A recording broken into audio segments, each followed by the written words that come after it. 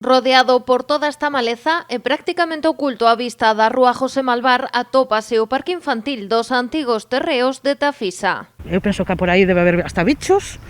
A verdad que está en moi mal estado, totalmente abandonado. Eu veño aquí, vivo aquí desde 2005, isto está igual. A comezos deste ano, o Concello de Pontevedra reparaba algúns problemas nos xogos que supoñían un perigo para as decenas de nenos que os usan a diario. As familias xa denunciaran estas carencias en maio do 2020. Bueno, el parque estaba en una situación deplorable, maderas estaban sueltas, rotas, y entonces era un peligro para los niños, ¿no?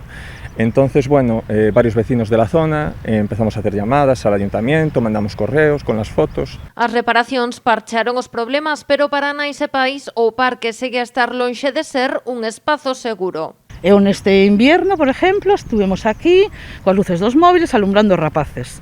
Temos ali unhas farolas no medio, a varios kilómetros do parque infantil, donde son unhas luces LED que alumbran simplemente o que é na zona onde estás, ali, non aquí.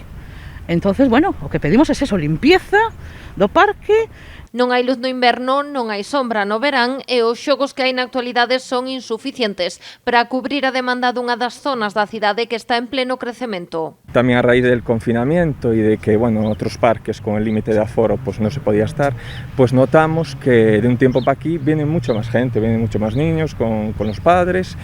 Y bueno, la zona está creciendo, edificios nuevos, otros que se van a construir y la zona demanda una zona de ocio y esparcimiento pues más grande, ¿no? O que comezou como unha conversa no parque rematou por converterse nunha recollida de sinaturas. Xa teñen máis de 300 que apoian a súa reclamación dunha reforma integral para este parque de Tafisa. Son mesas para comer, renovación de bancos, papeleras, ampliación del parque. Bueno, nos fueron aportando. Que os nenos de 13 e 14 años que teñan pistas de baloncesto, que teñan mesas de ping-pong, que teñan unha tirolina, porque os rapaces de 8 anos isto queda moi pequeno tamén. As familias levarán este venres as sinaturas recollidas ao Concello. Agardan que se escoiten as súas reclamacións e conseguir un espazo digno e, sobre todo, seguro para os seus fillos e fillas.